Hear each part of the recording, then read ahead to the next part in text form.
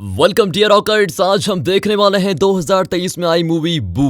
Movie की शुरुआत में हम कायरा नाम की एक लड़की को देखते हैं। साथ ही उसने अपने घर में एक हॉरर सेटअप भी किया होता है क्योंकि आज हैलोवीन की नाइट है और आज उसने अपने 3 दोस्तों को भी इनवाइट किया होता है ताकि वो उनके साथ मिलकर आज रात मस्त हैलोवीन सेलिब्रेट कर पाए, जहां ये लोग वही डरावनी बातें करना, हॉरर मूवीज देखना और इस तरह की किताबें पढ़ने जैसी चीजें करने वाली होती हैं। इसी बीच कायरा को अपने दोस्तों का फोन आता है जो बताती है कि हम घर से निकल चुकी हैं। इस पर कायरा उन्हें जल्दी से आने के लिए कहती है क्योंकि अगर रात बीत गई तो उसका पूरा प्लान चौपट हो जाएगा। इसके तुरंत बाद कायरा को उसकी मॉम का फोन आता है जिसे उठाकर वो बताती है कि मैं घर पर आज रात अपने दोस्तों के साथ हैलोवीन पार्टी करने वाली हूँ। इसकी कुछ देर के बाद वहाँ पर कायरा की 3 दोस्त भी आ जाती हैं जिनका नाम है रितु, नित्या और टीना। अब इनमें से जब रितु की नजर कायरा के हॉरर सेटअप पर पड़ती है तो वो काफी ज्यादा डर जाती है, लेकिन टीना और नित्या इससे काफी खुश होकर अंदर चली जाती है। मगर रितु वहाँ से वापस घर जाने का फैसला करती है, पर वो अकेले घर जाने से बहुत डर रही होती है क्योंकि आज वैसे ही हैलोवीन की नाइट है,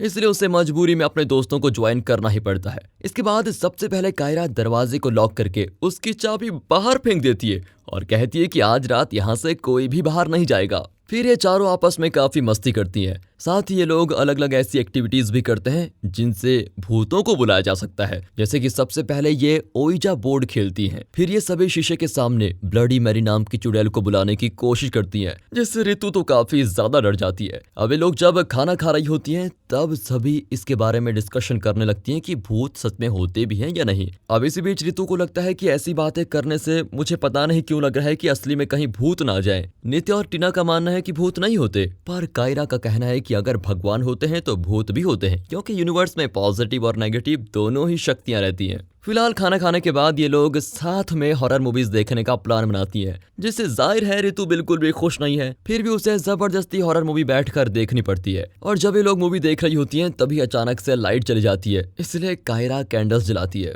यहाँ क्योंकि लाइट चली गई है तो कायरा एक प्लान बी भी बनाती है। वो अपने दोस्तों को हैलोवीन स्टोरीज नाम की एक बुक दिखाती है। वो बताती है कि इस बुक की पूरी दुनिया में सिर्फ 4 कॉपीज ही बनी है, इसलिए मैंने अपने एक दोस्त को बोलकर ये कॉपी जुगाड़ से अपने पास मंगवा ली। कायरा बताती है कि इस बुक को आज तक जिसने भी पढ़ा उसकी किसी न किसी वजह से मौत हो ही गई, इसलिए अब हम लोग इस बुक को साथ में पढ़ेंगे। लेकिन यहाँ भी रितु सबसे ऐसा करने से मना करती है, पर तब तक कायरा ने उस बुक को खोल दिया होता है, जिसके पहले पार्ट पर कुछ वार्निंग्स दी गई हैं। पहली ये कि अगर किसी ने इस बुक को पढ़ना शुरू किया तो वो इसको बीच में छोड़कर नहीं जा सकता। दूसरी, बुक को पढ़ने वाले के साथ जो भी होता है वही उसका जिम्मेदार होगा। तीसरी वार्निंग ये होती है कि बुक को पढ़ने से पहले उन्हें जो भी अनुभव होंगे वो किसी दूसरे से डिस्कस नहीं करेंगे। और चौथा पॉइंट ये होता है कि इस बुक में जो भी इंस्ट्रक्शन वगैरह दिए गए हैं उन्हें ध्यान से पढ़ने के बाद फॉलो करें। अब ये वार्निंग वगैरह पढ़ने के बाद उस बुक की पहली कहानी पढ़ना शुरू करती है जिसका नाम है हिकअप्स। इस कहानी में हमें एक लड़की दिखाई जाती है जो कि एक जर्नलिस्ट है और अपने किसी काम के सिलसिले में दूसरे शहर आई हुई है।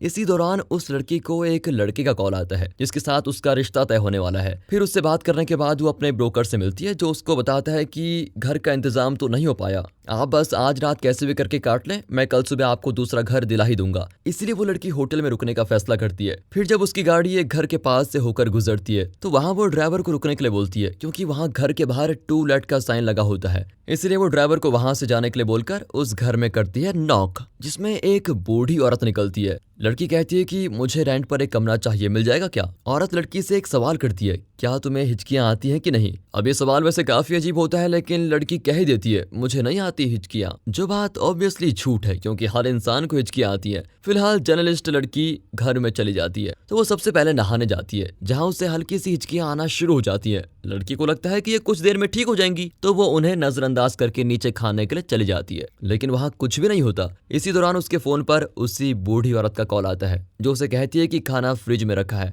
अब यहाँ वो ये सोचकर हैरान होती है कि आखिर मेरा नंबर उस बूढ़ी औरत के पास आया कैसे। इसी दौरान उसको उसकी माँ का फोन आता है जिनसे वो सब कुछ बताती है कि उसके साथ क्या हुआ और वो कहाँ पर है। तभी अचानक उसकी हिचकियां तेज हो जाती हैं। साथ ही वो अब जितनी भी बार हिचकियां करती है उतनी बार वहाँ की लाइट्स ब्लिंक हो रही होती हैं और अब वो काफी ज्यादा डरने के साथ साथ परेशान भी होती है कि करूं क्या। इसीलिए अपनी हिचकियों को रोकने के लिए वो पानी पीने की कोशिश करती है, पर वो चाह कर भी उसको पी नहीं पाती क्योंकि पानी मानो जैसे जम गया हो। अब उसे बाथरूम के शोर का ध्यान आता है, इसलिए वो भागकर ऊपर जाती है। जिस दौरान वो देखती है कि शोवर से पानी तो गिर रहा है लेकिन उसके हाथ तक नहीं पहुंच रहा है। यहाँ पर उसको एक आत्मा भी दिखती है जो शोवर के नीचे खड़ी हो रखी है। ये मंजर देखकर तो वो नीचे भागती है, जहाँ उसको एक लड़की डरावनी स्पिरिट में दिखाई देती है। इससे बचने के लिए वो बाहर जाने के लिए दरवाजा खोलने की कोशिश करती है और जोर जोर से मदद के लिए गुहार लगाने लगती है। जिस दौरान उसके सामने वही बूढ़ी औरत आती है जो उसकी तरफ देखकर एक अजीब सी मुस्कान देती है और इस पॉइंट पर एक आत्मा उस लड़की को अपने साथ घसीट कर लेके जाती है। इसके बाद तो बूढ़ी औरत फिर से वहां पर टू लेट का बोर्ड लगा देती है। इसी के साथ पहली कहानी होती है खत्म। अब यहाँ कहानी पढ़ने के बाद चारों ही लड़कियां काफी ज्यादा हैरान हो जाती हैं कि तभी उन्हें भी किसी से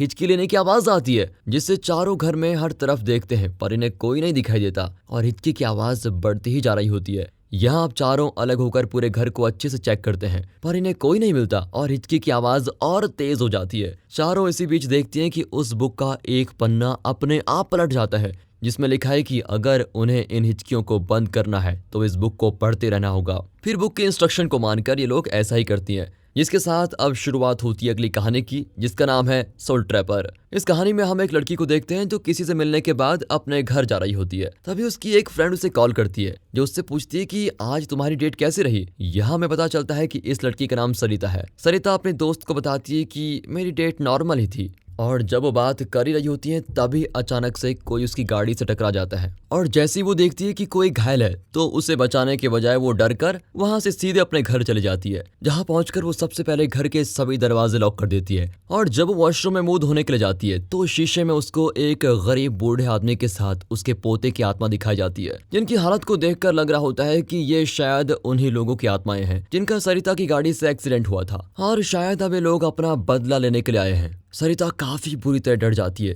तभी उसे कुछ आवाजें आती हैं और जब वो अंदर जाकर देखती है तो वही बच्चा बॉल के साथ खेल रहा होता है, जो पहले तो सरिता को नजर नहीं आता मगर बाद में वो जब शीशे में देखती है तो उसकी आत्मा सरिता को साफ नजर आती है। इसके बाद वो देखती है कि टीवी अपने आप ही ऑन है, जिसके चैनल को अदृश्य शक्ति लगातार बदल रही होती है। दरअसल ये उसी बूढ़े आदमी की आत्मा है। यहाँ सरिता बाहर जाने की कोशिश करती है मगर दरवाजा ही गायब। और अब सरिता को एक बात पता लग चुकी है कि आत्मा को शीशे में देखा जा सकता है। तभी वो एक शीशा लेकर देखने लगती है जिसमें वो उन दोनों आत्माओं को अपने करीब देखकर बहुत बुरी तरह डर जाती है। इसलिए वो वहां से दूसरी तरफ भागती है जहां वो शीशे में अपना खुद का रिफ्लेक्शन यानी कि परछाई देखती है, जो कि काफी अजीब तरीके से सरिता को देख रहा होता है। और जब वो उस शीशे को छूने की कोशिश करती है तो वो परछाई उसका हाथ पकड़कर उसे अंदर ही खींच लेती है। और इसी के साथ ये कहानी भी खत्म। लेकिन ये कहानी खत्म करते ही कायरा और उसके दोस्तों को पास के शीशे से एक अनजान लड़की की आवाज आती है जो उनसे मदद मांग रही होती है। इसीलिए वो लोग तुरंत उसको देखने जाती है, पर इस दौरान पता नहीं कैसे कायरा पास ही के टीवी के अंदर कैद हो जाती है, जिसे ऐसे देखकर उसकी दोस्त टीना वहीं बेहोश हो जाती है। और अब कायरा रितु और नित्या को बुक की अगली कहानी पढ़ने के लिए कहती है क्योंकि शायद यही बुक उसे वापस बाहर निकाल सकती है। अगली कहानी का नाम है अनइनवाइटेड गेस्ट, जिसमें हम माया नाम की एक लड़की को देखते हैं। माया फोन पर किसी को मैसेज करके पूछती है क्या तुम हमारे बारे में श्योर हो। जवाब में दूसरी तरफ से लड़के का रिप्लाई यस आता है, जिसको पढ़कर वो काफी खुश भी होती है। इसी बीच माया को एक अननोन नंबर से मैसेज आता है जिसमें किसी लड़की का वीडियो होता है। वो लड़की उस वीडियो में मदद की गुहार लगा रही होती है। ये देखकर माया तुरंत उस नंबर पर कॉल करती है पर वो कॉल लगता नहीं। इसके बाद माया वो वीडियो उसी लड़के को भेज देती है जिससे वो कुछ देर पहले बात कर रही थी। अब इस पर उस लड़के का फोन माया को आता है और वो कहता है कि तुम अपनी वीडियो मुझे क्यों भेज रही हो। ये बात सुनकर माया फिर से उस वीडियो को देखती है तो वो वीडियो माया की वीडियो में बदल जाती है। उस वीडियो को देखकर माया को शक होता है कि इस घर में उसके अलावा कोई और भी है जो उसका वीडियो बना रहा है। इसीलिए वो ऊपर देखने के लिए जाती है जहाँ एक परछाई उसको दिखती है, जिसको देखकर तो वो पूरी तरह डर जाती है। इसके बाद माया नीचे भाग कर आती है जहाँ एक लड़की की आत्मा उसको परेशान करने लगती है। इसी बीच वो अपने फोन में देखती है तो उसमें एक अलग ही वीडियो चल रही है जिसमें कोई भूत उसका गला दबाकर उसको मार डालता है।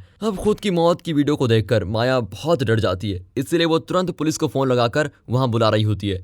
तभी सच में कोई उसका गला दबाने लग जाता है और ये कहानी भी यहीं पर खत्म होती है। यहाँ से ये साफ है कि माया भी बाकियों की तरह मर चुकी है। इधर कहानी खत्म होने पर इनके दरवाजे पर किसी की दस्तक होती है। पूछने पर बाहर से आवाज आती है कि मैं पुलिस वाला हूँ, दरवाजा खोलो। ये सुनकर रितु उससे कहती है कि चाबी वहीं बाहर पड़ी है, उससे दरवाजा खोलकर आप अंदर आ जाओ। उसके कहने पर चाबी से दरवाजा खोलकर एक आदमी अंदर आता है, जो बस एक ही बात दोहराया जा रहा होता है कि वो लड़की कहाँ है जिसने पुलिस को कॉल किया था। यहाँ रितु और नित्या को समझ में नहीं आता कि आखिर कहानी की लड़की के कॉल करने से असली जिंदगी में कोई पुलिस वाला कैसे आ सकता है। ये बात रितु उस आदमी को समझाने की बहुत कोशिश करती है, पर उसकी वो एक नहीं सुनता और उस लड़की को ढूंढना जारी रखता है। इसी बीच उसकी नजर टीवी के अंदर कैद कायरा पर पड़ती है, जिसको देखते ही तो उसकी हालत खराब और एक झटके के साथ वो फिसलकर बाहर चला जाता है। और इस तरफ टीना को होश आने के साथ कायरा भी टीवी से बाहर आ जाती है। लेकिन अभी मुश्किल टली नहीं है, क्योंकि इन्हें पूरी बुक किसी तरह पढ़कर खत्म करनी होगी। इसीलिए अब ये लोग इस बुक की आखिरी कहानी को पढ़ना शुरू करती हैं, जिसका नाम है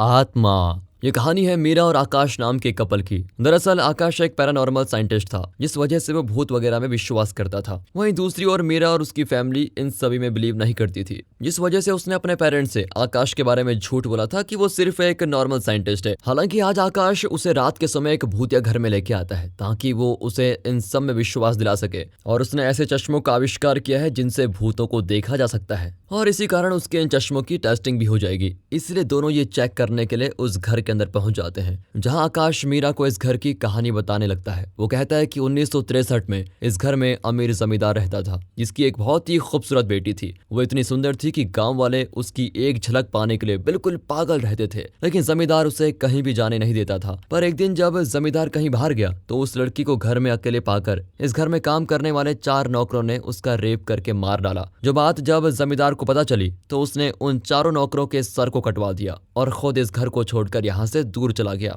लेकिन उसने उन नौकरों की लाश कहाँ ठिकाने लगाई ये कोई नहीं जान पाया। अभी लोग इस बारे में बात कर ही रहे होते हैं कि तभी आकाश को वहाँ एक आत्मा भागते हुए दिखाई देती है, लेकिन मीरा उस आत्मा को नहीं देख पाती। इसके बाद इन्हें ऊपर से कुछ आवाज आती है, जहाँ जाकर देखने पर इनका सामना उन्हीं 4 सर कटे नौकर की आत्माओं से होता है, जो कि मीरा को देखते ही उसके पीछे पड़ जाते हैं। मीरा ने भी उन चश्मों की वजह से उनको देख लिया होता है, इसलिए वो अपनी जान बचाने के लिए वहां से भागती है। यहाँ आकाश भी मीरा की जान बचाने की काफी कोशिश करता है, मगर आखिर में वो चारों आत्माएं मीरा को अपने साथ उठाए लेके जाती हैं, जिन्हें मीरा को ले जाता देख आकाश उसे पूरे घर में ढूंढने के लिए फिर से अंदर जाता है, जहाँ आखिर में उसको मीरा मिल जाती है, जो उसे अपने साथ बाहर लेकर जाने लगती है कि तभी उसके सामने मीरा की लाश आकर गिरती है, जिसे उन चारों ने मार दिया होता है। और जो आकाश के साथ होती है वो असल में मीरा की आत्मा है। अब ये बात रियलाइज होते ही आकाश अपना चश्मा उतार कर फेंक देता है और वो मीरा की लाश को उठाकर वहां से रोते हुए चला जाता है। इसके बाद कई महीने बीत जाते हैं और यहाँ हम देखते हैं कि आकाश अब भी मीरा को नहीं भुला पाया, जिस दौरान मीरा की आत्मा हर समय उसके साथ होती है। इसी बीच आकाश की मां आकर उसको एक लड़की से जबरदस्ती बात करने के लिए कहती है, क्योंकि अब उसे मीरा को भुलाकर आगे बढ़ना ही होगा। और ये बात मीरा को बिल्कुल सही नहीं लगती। हालांकि यहाँ हम देखते हैं कि आकाश जिस लड़की से बात करता है वो असल में वही पहली कहानी वाली जर्नलिस्ट लड़की है। यही वजह थी कि मीरा ने उसे इस तरह हिचकी वाले जाल में फंसाकर मार डाला। फिर इसके बाद आकाश को उसकी मां ने एक लड़की से मिलने के लिए भेजा, जो कोई और नहीं बल्कि दूसरी कहानी वाली सरिता थी। सरिता आकाश से मिलकर रेस्टोरेंट से निकली थी और उसने अपने दोस्त से कहा था कि मुझे आकाश अच्छा लगा। ये बात मीरा की आत्मा को बिल्कुल भी अच्छी नहीं लगी और उसने सरिता से उस बूढ़े आदमी और उसके पोते का एक्सीडेंट करवा दिया। फिर इसके बाद मीरा ने सरिता को भी अपने रास्ते से हटा दिया। अब और कुछ महीनों के बाद आकाश का रिश्ता उसकी एक पुरानी कॉलेज फ्रेंड माया के पास पहुंचता है, जो आकाश से बड़ा प्यार करती थी। इसलिए तीसरी कहानी में मीरा ने उसे भी रास्ते से हटा दिया। अब यहाँ बुक तो खत्म हो जाती है, लेकिन ये चारों कहानियां आपस में जुड़ी हुई है। ये जानकर चारों ही लड़कियां बिल्कुल हैरान होती हैं। इसी बीच बुक का आखिरी पन्ना इनके सामने खुलता है, जिसमें ये लिखा होता है कि तुम चारों में से एक के लिए आकाश का रिश्ता आएगा और आज उसी की मौत होगी। ये बात पढ़कर चारों ये देखती हैं कि उनमें से किसके लिए आकाश नाम के लड़के का रिश्ता नहीं आया। इसलिए अब उन सभी को अपनी जान खतरे में लगती है। चारों बाहर निकलने के लिए भागती हैं, पर तभी वहां उस पुलिस वाले के साथ सभी कहानियों के भूत आकर इनको घेर लेते हैं, जिस दौरान सभी डर के मारे चिल्लाने लगती हैं। लेकिन इसी बीच अचानक से कायरा हंसने लग जाती है और बताती है कि ये सभी भूत नहीं बल्कि उसकी मेड्स यानी कि नौकर हैं, और ये सब कुछ उसी का रचा हुआ नाटक था ताकि वो हैलोवीन का पूरा मजा उठा पाए। यहाँ पर हमें दिखाया जाता है कि ये सब कायरा ने आखिर किस तरह से किया। ये बात जानकर उसकी सभी दोस्त बहुत हंसने लग जाती हैं। इसके बाद ये लोग वहीं साथ में सो जाती हैं। बाद में कायरा के सारे नौकर आते हैं, जिन्हें देखकर कायरा पूछती है कि कल रात तुमने सब कुछ साफ क्यों नहीं किया। जवाब में वो बताते हैं कि आपने तो कल हमें आने से मना किया था, मतलब कि कल वो लोग यहाँ आए ही नहीं थे। इसी बीच कायरा को उसकी एक दोस्त का फोन आता है जो उसे टीवी ऑन करने को कहती है, और टीवी ऑन करने पर कायरा को पता चलता है कि जब कल रात उसकी तीनों दोस्त उसके पास आ ही रही थी तभी उनका एक भयानक एक्सीडेंट हो गया जिसमें तीनों की मौत हो गई। मतलब कि जो कल रात कायरा के साथ थी वो असल में उनकी आत्माएं थी। वो सभी कायरा के साथ हैलोवीन पर आने का अपना वादा निभा रही थी। ये बात कायरा को तब पता चलती है जब वो अपने घर की सीसीटीवी फुटेज देखती है जिसमें वो अकेली होती है। इसके बाद वो कमरे में जाकर देखती है तो वहां भी कोई नहीं होता। इस घटना के बाद कायरा पूरी तरह से टूट चुकी होती है। अब उसकी उदासी देखकर उसकी माँ ने महीनों बाद उसके लिए एक लड़के को उससे मिलने के लिए बुलाया होता है और कायरा भी इस रिश्ते के लिए राजी हो जाती है। पर जब उसे पता चलता है कि इस लड़के का नाम आकाश है तो अपने शक को यकीन में बदलने के लिए वो आकाश से पूछती है, क्या तुम एक पैरानॉर्मल साइंटिस्ट हो? जवाब में आकाश हाँ में जवाब देते हुए उससे पूछता है कि क्यों, तुम्हें कैसे पता? और यहाँ कायरा का मुंह खुला का खुला रह जाता है क्योंकि वो जान चुकी है अब वो चाहे जो भी कर ले मीरा की आत्मा उसे बिल्कुल नहीं छोड़ेगी। और इसी शॉकिंग एंडिंग के साथ ये मूवी होती है खत्म। बाकी दोस्तों स्टोरी में मजा आया हो वीडियो को लाइक कीजिए, चैनल को सब्सक्राइब। मिलते हैं अगली वीडियो में, तब तक के लिए गुड बाय, अपना ख्याल रखिए and finally thanks for watching.